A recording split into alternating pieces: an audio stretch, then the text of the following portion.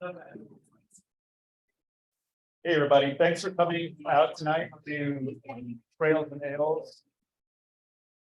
My name is Larry Levine. I am the director of Interurban Trails, and we are a Pierce County-wide trail advocacy organization. If any of you were not familiar with us, I see a lot of familiar faces, but a few new faces as well.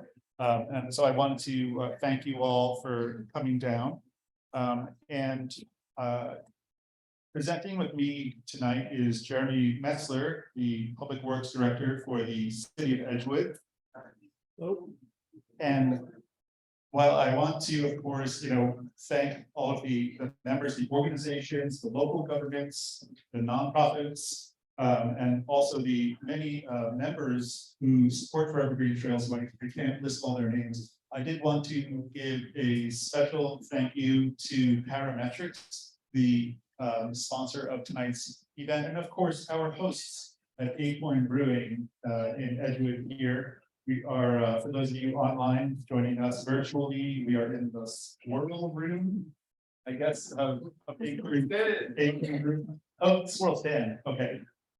And for those of you in the room, this curious little device here that kind of looks like an owl is indeed an Owl Labs camera. So it should hopefully be streaming the video faithfully, and if other folks talk, it might focus on you. So that's what we're using this PA. Hopefully this all works out for everyone.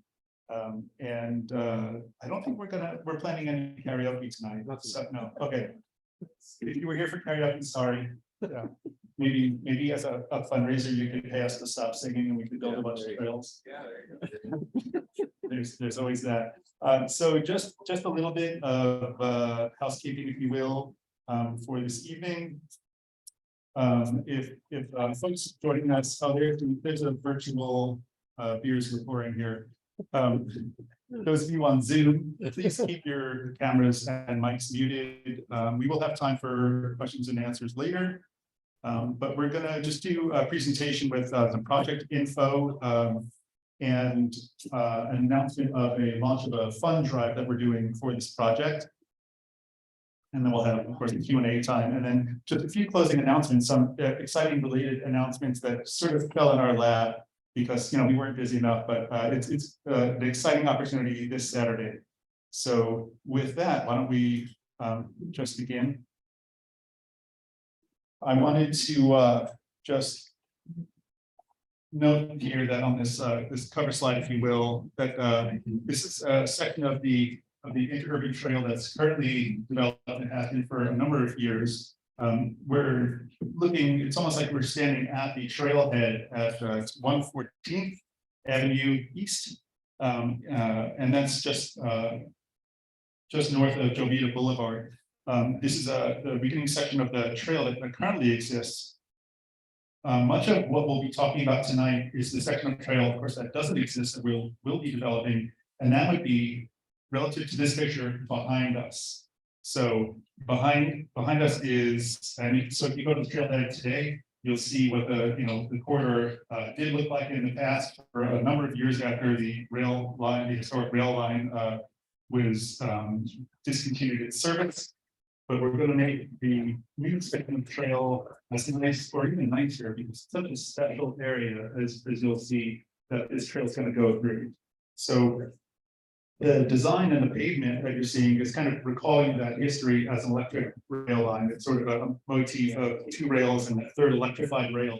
And it's kind of interesting to read about this corridor because for sections of it, it was powered with a third rail. In other sections, more urbanized areas, it was powered with overhead lines, but that third rail power, there was a handful of incidents with cattle, etc.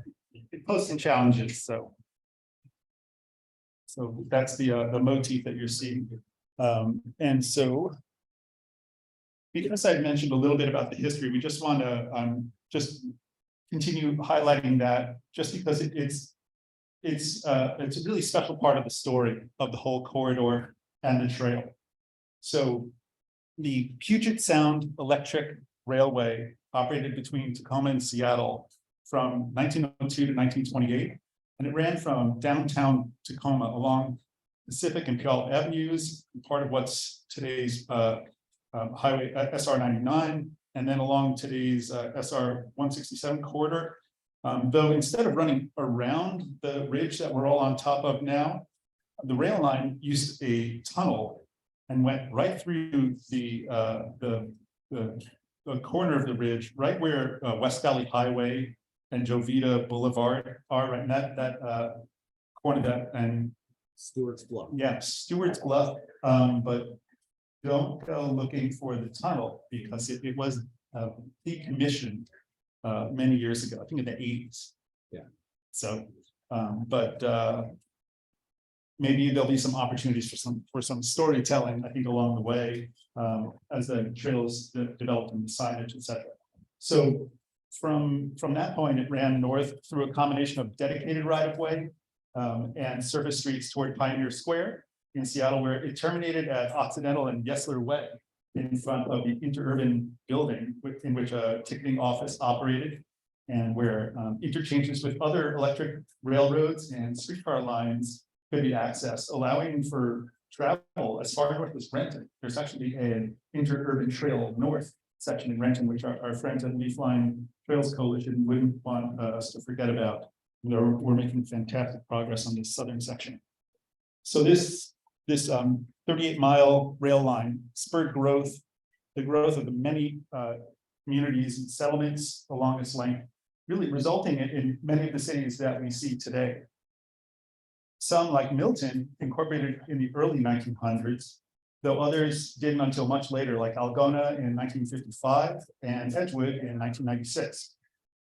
The railroad faced competition from not only other railroads, but of course the ever-expanding roadway network and increasing ownership of private vehicles. So the railway's reporting mark, kind of their handle, if you will, was apparently PSE, which is kind of an interesting coincidence since the 1997 merger of the Puget Sound Power and Light Company and Washington Energy Company, which owned much of the defunct corridor, yielded Puget Sound Energy, which of course most of us refer to as PSE today. So it's kind of an odd thing how that worked out. So you can read a lot more about the fascinating history of the rail line and the corridor in the Interurban Trail master plan that's on City of Edgewood's website. And of course, there are many online resources as well. And the more I dug into it, the more I wanted to. It was just really interesting. So, and it'll be great to have the corridor enjoyed again by many for mobility. So just as a little bit of background on the trails, I know probably most of you are at least somewhat, if not very, very familiar with the trails. And a lot of folks know the north-south section of the trail, which stretches from Tacoma to the Pacific. But less well-known is the east-west portion connecting from Sumner through Edgewood and Milton to Fife. Currently, there are 3 gaps in this section. The eastern gap is in the city of Sumner and involves their White River Bridge project on Stewart Road Southeast.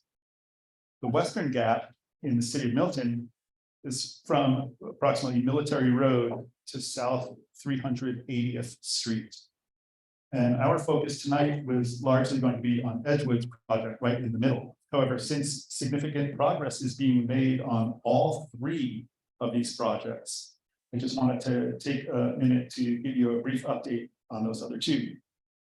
So the city of Milton reports that they're approaching 30% design in their project with a scheduled delivery of July 2023 for the design, right? Heading towards that 100% mark for the initial design. And they're coordinating with WashDOT actually to facilitate pedestrian passage below SR 161. There's an adjacent fish passage project that WashDOT has there. I can't promise that you have like a glass wall between the 2 so you can watch the fish go by and they can watch you go by.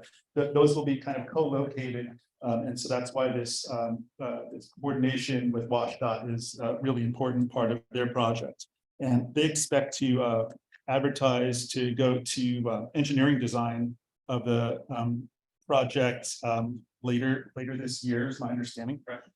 And once their project costs are better understood, then they'll be seeking construction funding in 2024. So with any luck, construction will be scheduled for late 2025, and facility will hopefully be open for public use in 2026. And so I know that for Evergreen Trails, we are super excited about that project, and we're looking forward to working with the City of Milton and Representative Adam Smith's office and the state legislators in that area to just all work together to get that project across the finish line, much like how we have other ones. So speaking of which, the City of Sumner reports regarding their project that they're at about a 90% design and are actively working to get to 100%. Final permitting and also final right-of-way acquisitions. And they plan to go to bid in November, and construction they're expecting to begin in spring of 2024. That's a large, multimodal bridge project. I'm sure lots of you are familiar with the roadway in question and the bottleneck that it is for active mode users and frankly all modes. But because it's a more complicated project with fish windows, etc., they're expecting the project to take about 3 years to construct, and they hope that it will be open to trail users in late 2026. They do have full funding for the project, which is a relief to hear, because they were looking and putting a lot of energy into getting all the folks lined up. And thanks to a great partnership from local jurisdictions, including, of course, Sumner, City of Auburn, Port of Tacoma, Pierce County, agencies like Washington State Transportation Improvement Board, Puget Sound Regional Council, and USDOT, and crucial support from Representative Marilyn Strickland. And stick a pin in that for now, because we have an exciting opportunity to meet with the representative this Saturday to thank her in person for all of her efforts. So Milton's in great progress. Sumner has, they're dotting I's and crossing T's, and we're going to grill Jeremy here shortly about where they're at in their project. But why don't you tell us a little bit about the project? Thanks, Larry. So we have a very challenging 1 mile stretch of the trail corridor to get built. But we've been working very hard to get the funding for it. It's the last link there to get through that corridor, the canyon, connecting with our existing trailhead at 114 and hooking up to the work that was done by the City of Pacific in the last few years at the east end at West Valley Highway. They extended the Interurban Trail down to Stewart Road and got a sidewalk under 167 in coordination with the state. So we're looking forward to getting up there and doing the appropriate signal improvements to finish that up. You'll notice, the ridge line that we've got here, the west wall of the White River Valley. It is a very prominent obstruction, a barrier. And the canyon is the only way to get from the top to the bottom in this area. You've got to go 2 or 3 miles in either direction to find another route to get up or down this ridge. You may be familiar with what has been named the Goat Trail over in Pacific. That road got closed a few years back. So there really aren't any other ways to get up and down that hill anymore. So we're looking forward to reconnecting the valley with the hill in this location. Do you want me to get into funding? Sure, just and you can eat the mic. So was touching on funding really quick. We've been pursuing several. Go to meet. Sorry. Slide 7. Yes. Sorry. So let's talk about the demographics really quick. So the project, it serves a high needs census tract immediately to the east, down in the valley. Lower income, higher disabled population, and higher body mass index. People aren't getting around as well, and as a result, higher mortality rate than the state average. this lower income disabled populations are more transit dependent, but it's outside of Pierce transit service area, so there's no transit access today. But this trail will provide access to mobility, getting people up and down the hill. We have Pierce transit routes that go along Meridian, Route 402 and Route 501 that goes down Milton Way, down into Tacoma.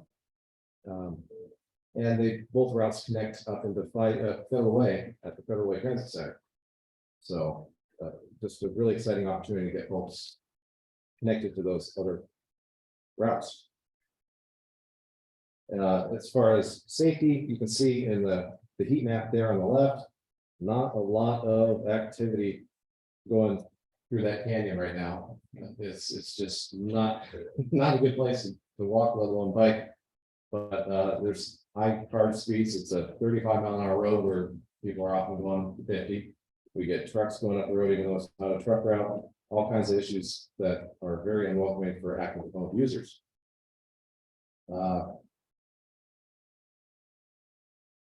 Foot traffic is non-existent because of the hostile conditions, and it also you can see how much more traffic there already is over on the Milton segment. It's white hot. So the concept of getting these segments connected just really opens up that opportunity to get folks through lots of activity on the interurban just east and up the hill and the Lakeland Hills.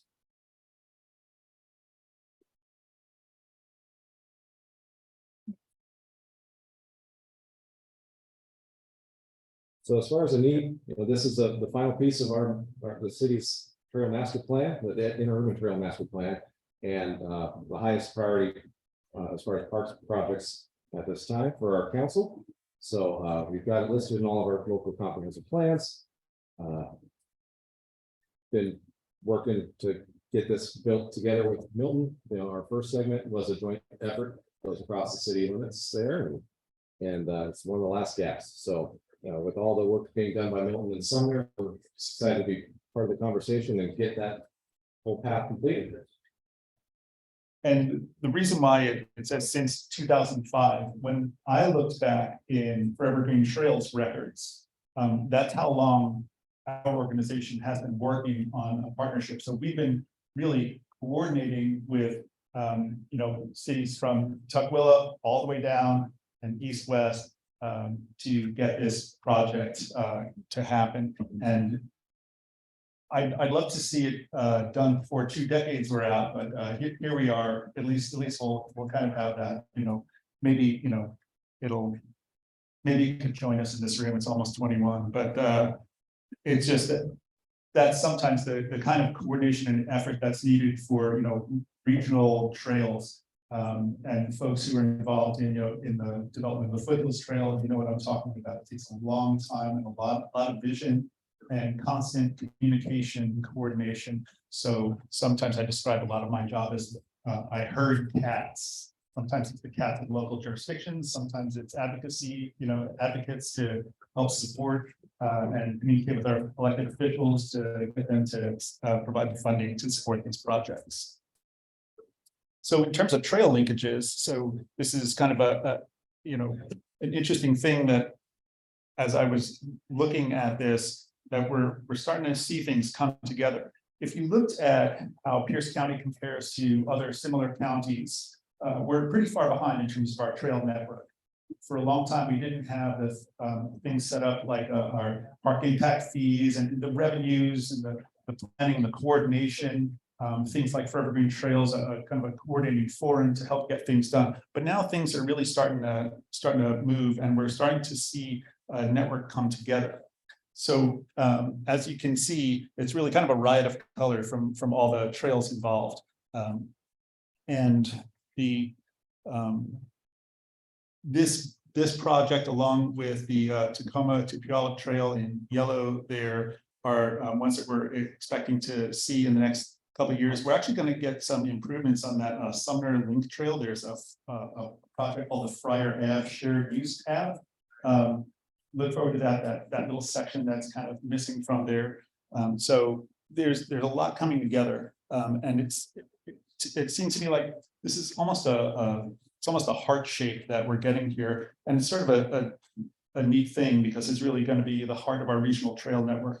I realized that all put together, these trails are going to give us an 18-mile loop trail in mostly Pierce. Of course, we pop into King County for a little bit in Milton for their GAP project. But that's a really neat new opportunity for folks in our region. You know, it's nice to be able to do a loop and not just an out and back, or to have some options. And frankly, it's gonna, I think, really not just be a fun thing for folks to use, but it's gonna be practical for getting from one community to another. So it's super exciting. Of course, it's the heart of a system that's going to connect not just from Seattle to Tacoma, but also with connections to the Foothills Trail. We'll be connecting all the way through to Buckley, Enumclaw, and Wilkeson and Carbonado eventually. So it's super exciting to see things start to come together for our region.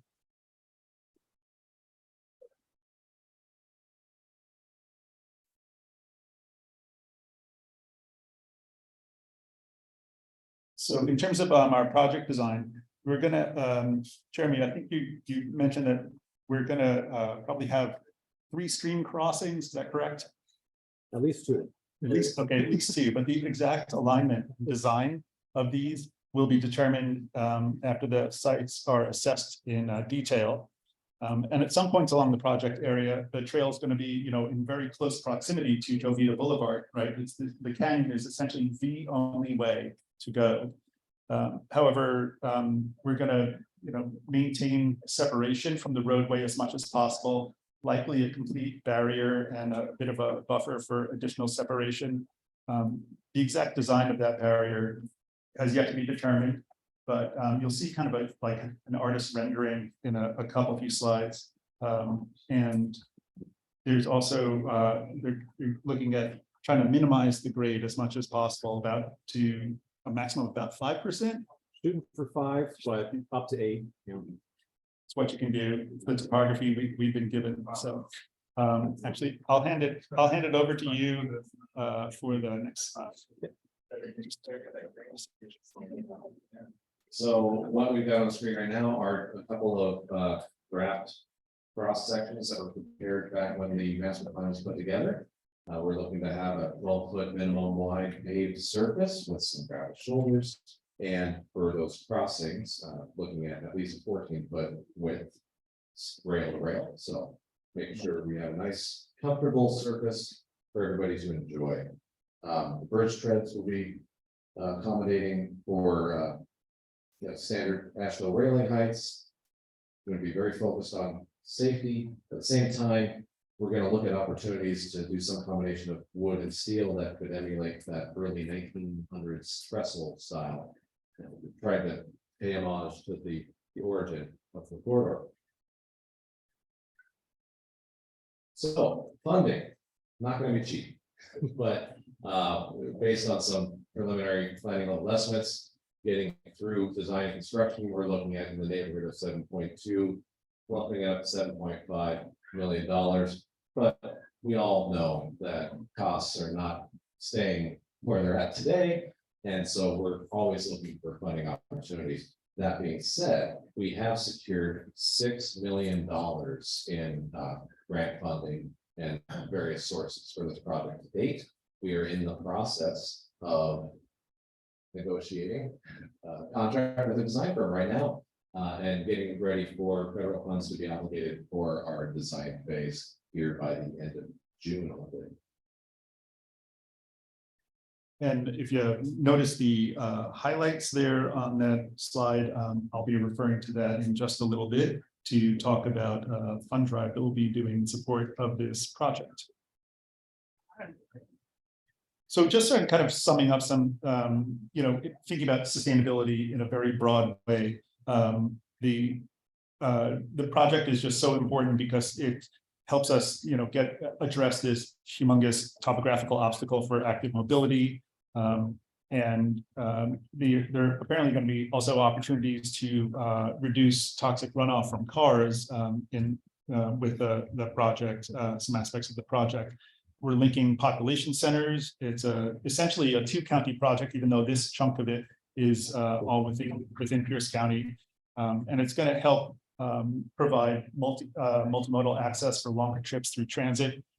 And I think, and it's going to be frankly good for the economy, which is why the Port of Tacoma, they recognized this and provided a grant to the project as well, as you might have seen at the last slide. And we're going to try to complement the existing natural features and include habitat mitigation as well. The canyon, of course, was formed by Jovita Creek and its tributaries and continues to be influenced by them. And in the middle and upper sections, the trail will cross these streams via the bridge structures Jeremy mentioned, making for kind of a varied and enjoyable experience for users.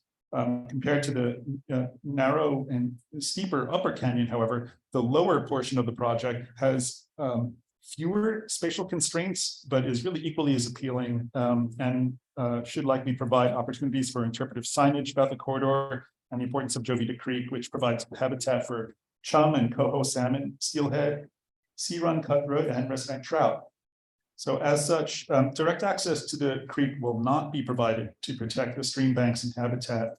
And pictured in the lower left is a really significant investment in improving fish passage near the base of the canyon at SR 167 that WashDOT made in 2017.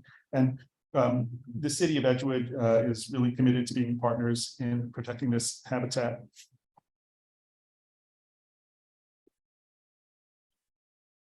The project's also kind of notable for having some scenic view opportunities. We'll be getting, of course, it's not a straight corridor, but rather curving. So you're going to get those peekaboo views of the valley below if you're descending, or I guess if maybe you got a little rear view mirror going up the hill.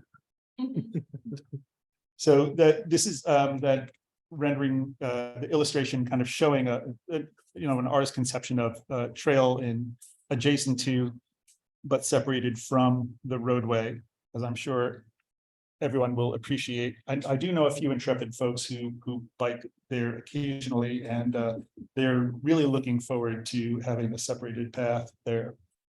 And whether you're ascending or descending the slope, I really think that trail users experience in the canyons this curvy character of the area, it's just distinctly different from the adjacent portions of the trail. And so I really think that this part of the project is really going to stand out in people's minds. When they get done with their trail ride, they're really going to remember this section of the trail, and it's such a special opportunity. So I know we're just overjoyed to be involved and to help plug more folks in to help facilitate that process of public involvement. Karen, can you talk about the wildlife enhancements? So as Larry touched on, we are committed to preserving and hopefully enhancing the habitat of the wildlife out there. So there's been investments in opening it up to fish again, and we're committed to the same. Part of that is trying to improve that roadway separation from the creek where we can, looking at having the new trail physically separate the road from the creek and provide those opportunities to treat that runoff. Also getting in there and removing invasive species as part of any potential impacts we might have to buffers. So we need to make sure we're mitigating and enhancing, and maintaining tree canopy wherever possible. Then there's also some additional habitat enhancement opportunities on the south side of the roadway. We've got a couple of significant tributaries there that drain off the hill, and a lot of sedimentation there. We can look at some stabilization efforts. I can help you with this one. So trails and this project in particular were highly supported by the public in Edgewood's fairly recent long-range parks plan update, also known as a PROS plan, Park Recreation and Open Space Plan. We call it Prost plan. Oh, you call it Prost plan, like how appropriate. The Regional Coordination Coalition work to complete the Interurban Trail is really reflected in the coordination and focus provided by groups like Forever Green Trails and the Leafline Trails Coalition. Um, last year, these groups co-hosted an on-site event involving representatives from every single jurisdiction along the Interurban Trail. That's that picture in the middle with all those cyclists. We had folks, elected officials, staff, advocates from every single, from Tukwila all the way down, Sumner, Edgewood, Milton, everybody, all going to experience the trail and sort of kind of to reignite the energy around really completing it and getting things done. So that was a great event to help coordinate with Leafline. I also wanted to highlight just some of the other groups that have been really staunch supporters of the trail.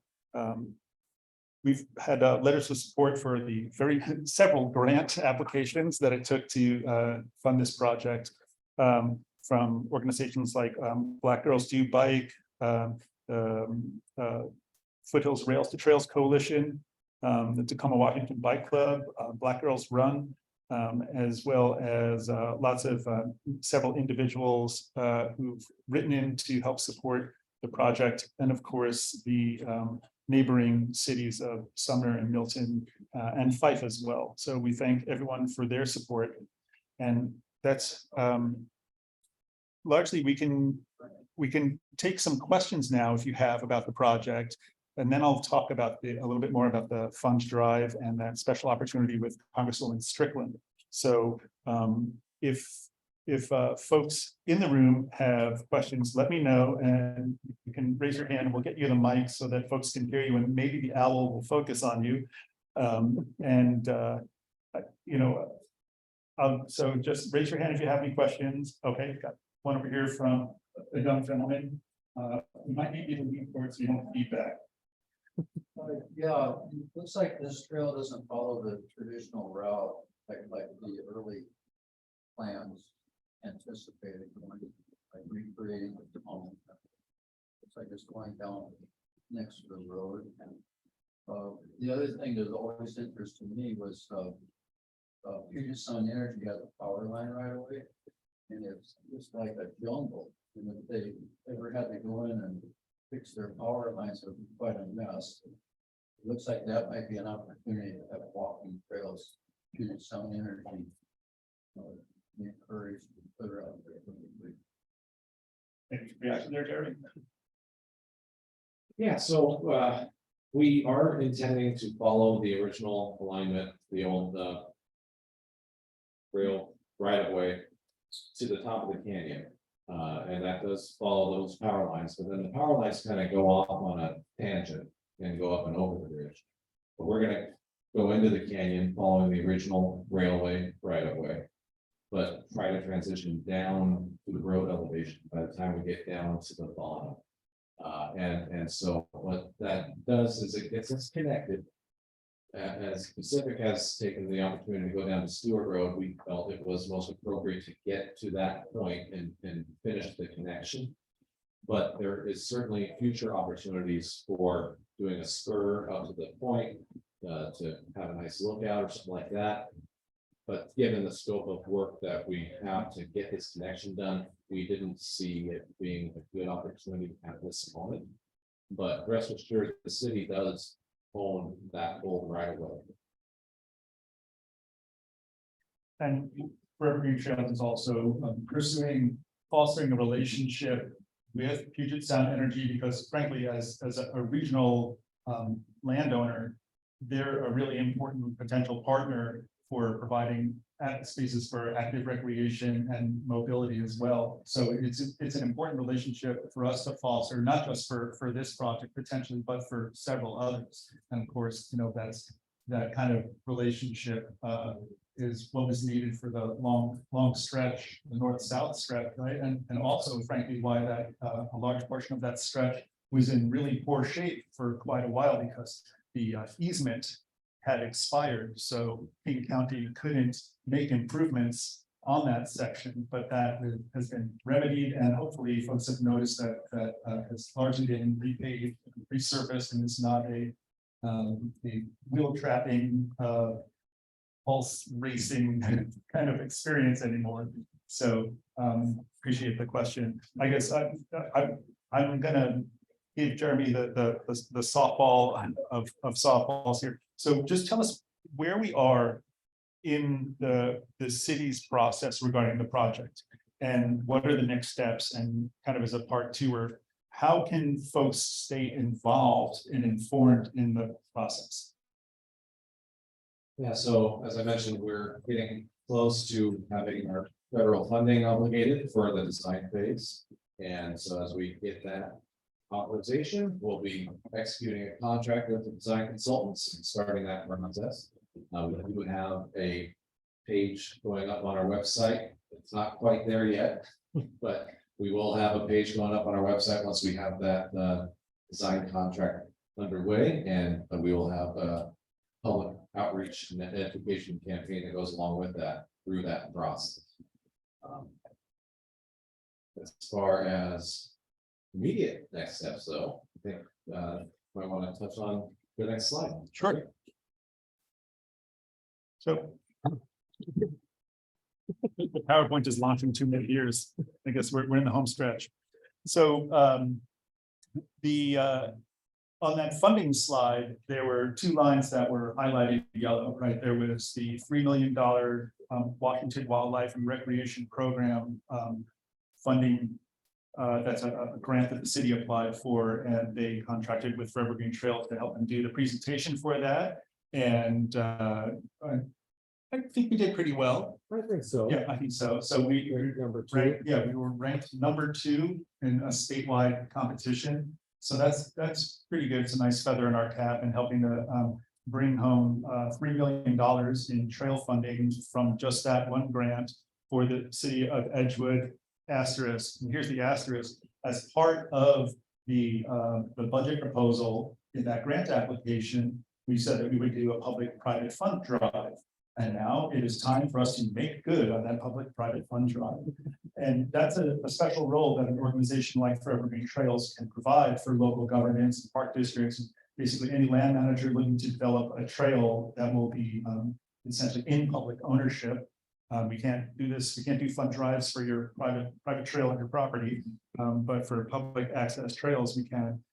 And frankly, that kind of fund drive was developed by trying to be more strategic about how do we get us from this a situation where Pierce County is behind the other similar sized counties or similar counties across the country in terms of trail miles and trail miles per capita. And we looked at the Recreation Conservation Office's data and their grant programs, and we saw where applicants were frankly leaving points on the table, if you will. And they weren't really paying as close attention to the community, the public-private partnerships, and really beefing up community support. Everyone has to have their trail project in an approved parks plan, right? And so you can't really say, you can say, yeah, sure, that was a public process and the public was involved and that's our public involvement. Guess what? Everyone has to do that. You're not standing out from the crowd in your grant out. It's a competitive grant. Come on, bring some game to it, right? So we realized that a lot of local governments, these applicants for the grant dollars, were not doing public-private fund drives, and they were leaving a few points on the table, if you will. That turns out that this is like elite level competition, and so even tenths, hundredths of a point, really matter in these things. And so we developed a program to fund this, what we call a Trail Accelerator Program fund drive, to address that, grab a few more points. And I guess that's probably part of the reason why we captured a good ranking and score. So now it's time for us to raise $10,000. That's all we're looking for in this particular fund drive. And the extra good news is that Forever Green Trails had a $2,000 grant that we had attained for. We were awarded for a project just like this to provide some initial matching funds to help incentivize that local giving. So if you donate to this fund drive, the first $2,000 of it will be matched by Forever Green Trails. And I think it's going to make for a really attainable goal. But we need your help, not just your generosity in terms of dollars, but your involvement in terms of letting folks know and helping to promote this fund drive. So this fund drive webpage has launched on our site. Even if you go to, if you just remember Forever Green Trails, search for us on Google, even if those in the live or virtual audience can't hit that QR code with their phone, just remember Forever Green Trails, Google search it, right on our homepage. There's a link right to this fund drive. You couldn't miss it. We also, I mentioned that we have some upcoming events, and this just really fell in our lap. I received a call a couple of weeks ago from Congressman Strickland's office, and surprised they were interested in doing an event for National Trails Day. So even though you're busy organizing a Trails and Ales event, when your congresswoman's office calls and says, hey, do you want to talk to Congresswoman about trails? And the answer is yes. Where, when, for how long can we do this? Sure, great. So it turns, the answers are where and when at the Edgewood Interurban Trail, Trailhead, and there is an event on our homepage for this, and at 10 a.m. it's just super short, 10 to like 10:45. We'll be we'll have the congresswoman there. We'll be frankly thanking her again for all of her efforts, not just for supporting the trail program, the federal programs that help provide some of the funding for trails like this, but she also was instrumental in getting appropriations for the city of Sumner's White River Trail project, the White River Bridge project, part of this east-west trail. And also for the city of Fife, they have a trail project, the Sheffield Trail. So they're receiving appropriations, and also the town of Stellicum, they have a project, keep your eyes open for, we'll have information about this in our newsletter. It's called the Garrison Springs Creek Restoration Project.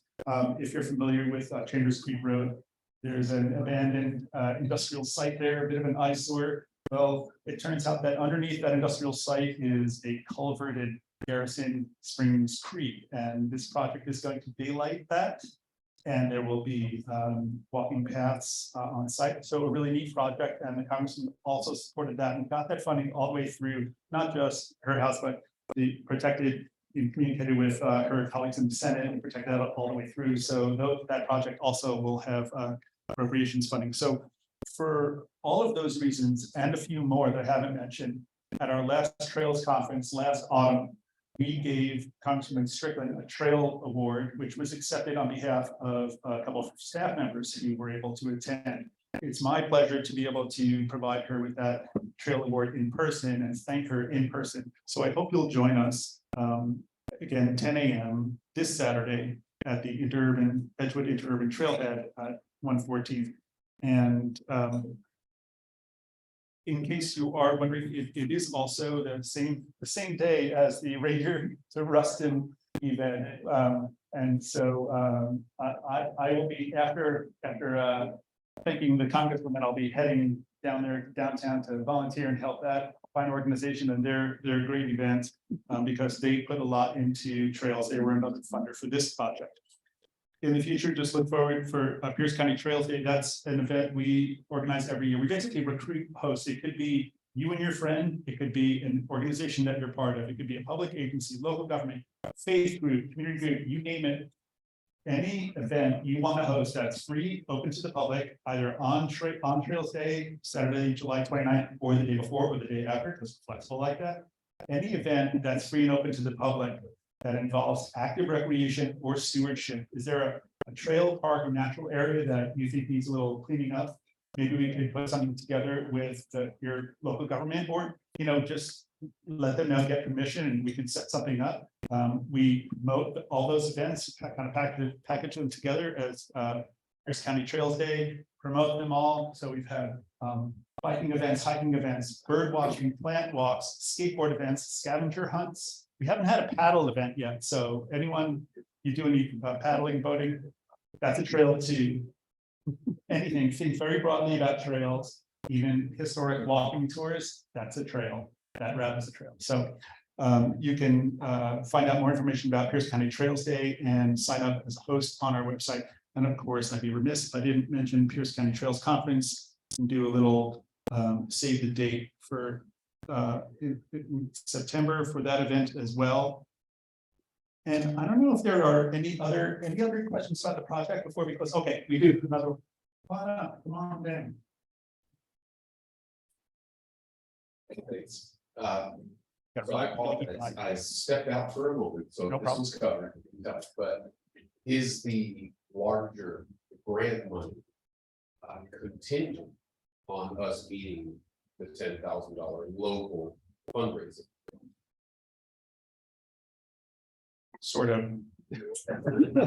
It's a crystal clear, maybe. Yeah, no, that's a great question, and it's actually something that I was hoping that I had intended to address. So thank you for that. It was certainly part of the application. It was in the budget for the project, and boy, when there are state agencies that who manage a whole bunch of money, not just for trails, but for parks, for operations, for park and recreation programming, etc. Tons of money. Boy, do you want to stay on their good side, and you don't want to have them, grumbling or thinking, well, I never did that thing. They said that we're going to do the thing that we said we're going to do. We're going to mean what we say and say what we mean. Right. So, anything to add? It is part of the match though, right? I mean, the Right. matches are required. So the matches are required, and so we have local match requirements above and beyond this $10,000. But I'm really excited to see what the community is able to come up with, and we've got the commitment from Interurban Trails. I've been putting in the website myself, throw it out there. We'll be talking with our Parks Board this month too. We have a Friends of the Park organization that has been grumbling about potential stuff too. So I'm excited about hitting this goal and look forward to getting the same Oscar. And we've already held 2 such fund drives successfully, so we know we can do this. This is an attainable goal. We've leveraged $1 million in grants for Pierce County's Sprinkler Recreation Center Outdoor Improvement Project. And we also last year raised in a proactive fashion, so they're able to march into their grant application process, having a completed fund drive. So that's like a bird in the hand worth 2 in the bush kind of thing. So that really helped them earn some extra points. And land, I think a combined $1.5 million for the pipeline trail, and also Orange Gate Park, the park that trail will go to from the city of Tacoma limits. So these are doable things. So, any other questions? Yeah, so yeah, we really are at a pivotal point to get some more trails in our area, especially because we've seen exponential growth, with housing and also industry coming into Pierce County.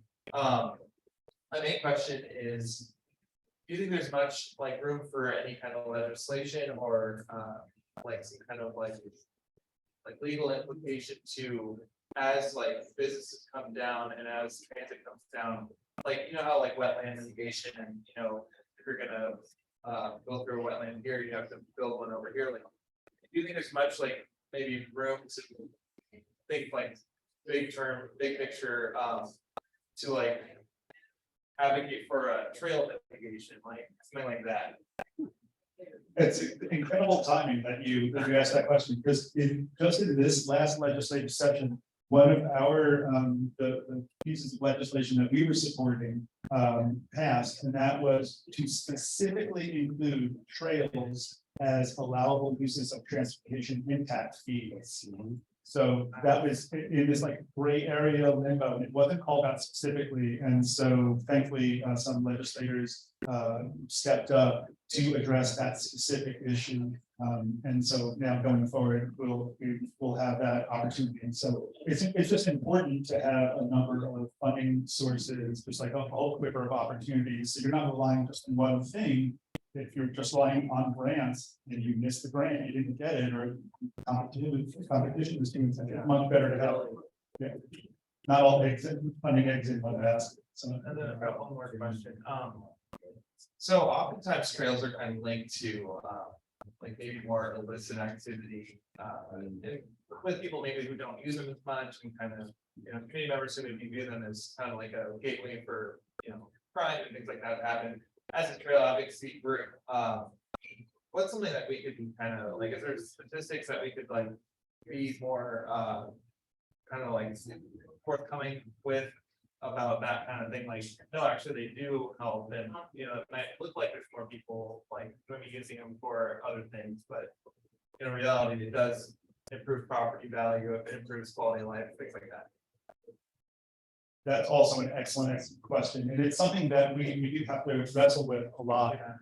There's, first of all, for a lot of folks, change can just be scary. It's always scary to have, something different, even though I found when I lived in Thurston County for a few decades, almost all the folks who fought the development of the Chehalis Western Trail and the Lacey Woodland Trail, they now have gates through their fences right onto the trail. All their adjacent folks who were really concerned about it and thought the sky would fall, and how their area was just going to be different, even though trails work all over the country pretty well.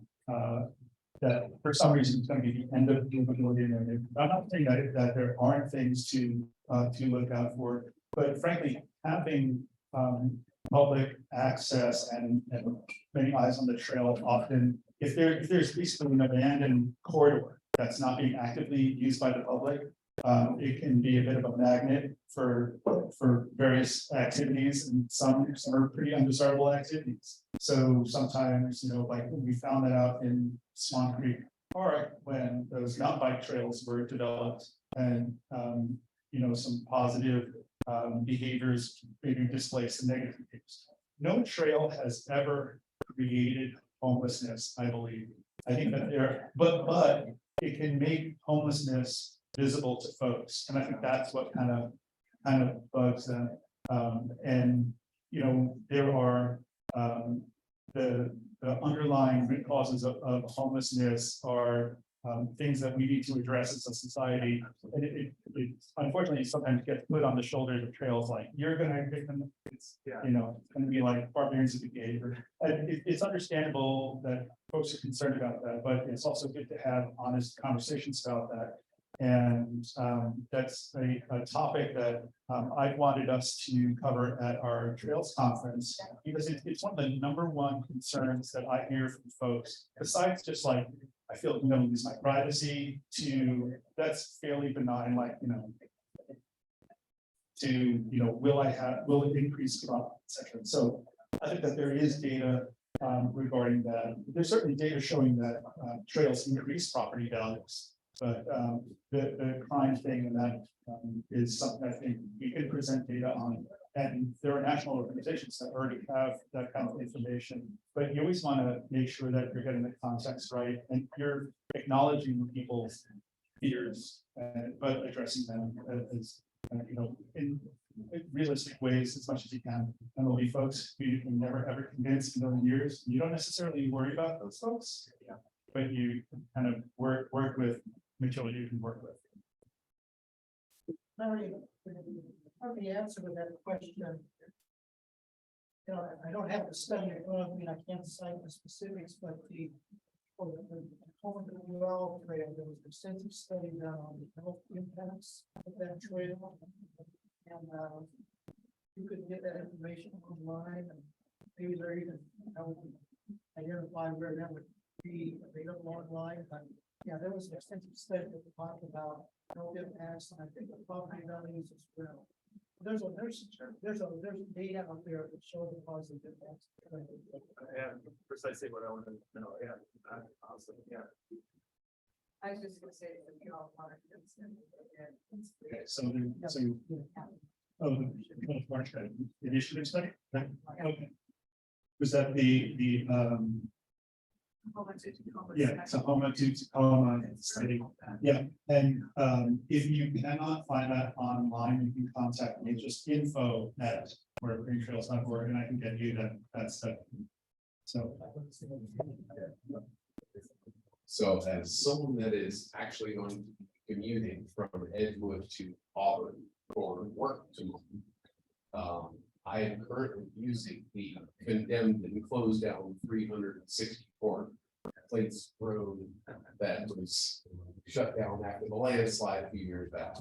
Because it is the only safe way to get down that hill without using the Vita, which I do not want to do.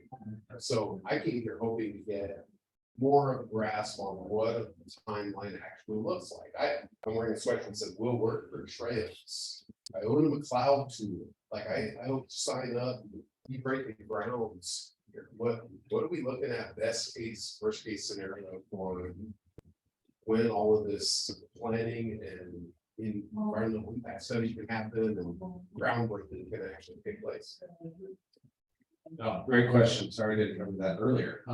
So like I mentioned, we are just at the doorstep of starting design, and we have federal funding for construction set to obligate for 2026, meaning we could be under construction as early as fall 2025 if everything goes well. I certainly hope we have a trail ready to use by the end of 2026. We're trying our best to get there. Anybody else?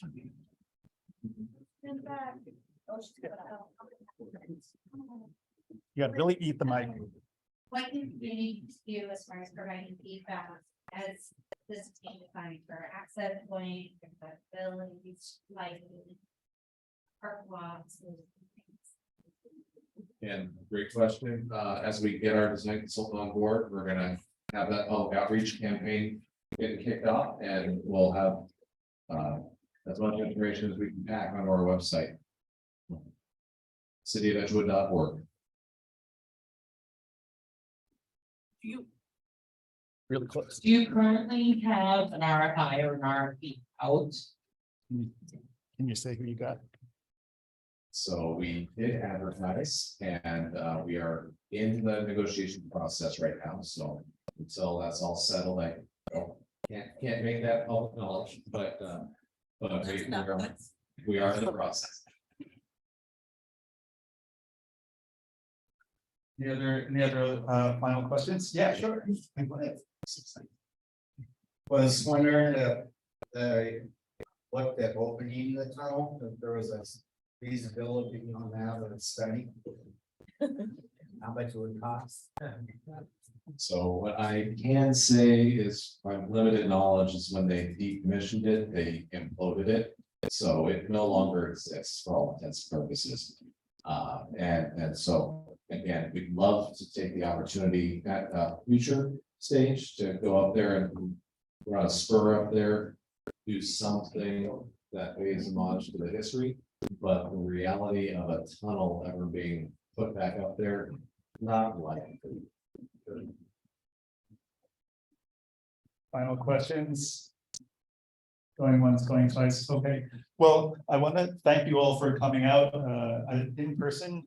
I'm really pleased with the turnout because this is kind of what we envisioned. It's just like casual, got your beverage, talk about trails. And I think we had a few folks opt for virtual.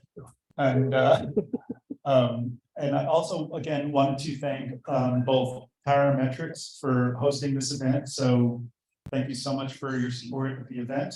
That is really helps us do things and get the word out, engage folks, inform them of important projects, and hopefully also connect them with the fund drive that we happen to be doing. It just sort of lined up this way. We don't necessarily always use it as a fund drive thing. It's like a gotcha. So, but we also wanted to thank Acorn Brewing for hosting us this evening. Yeah, and so feel free, you can hang out and have more beverage and more network. Thanks for coming out.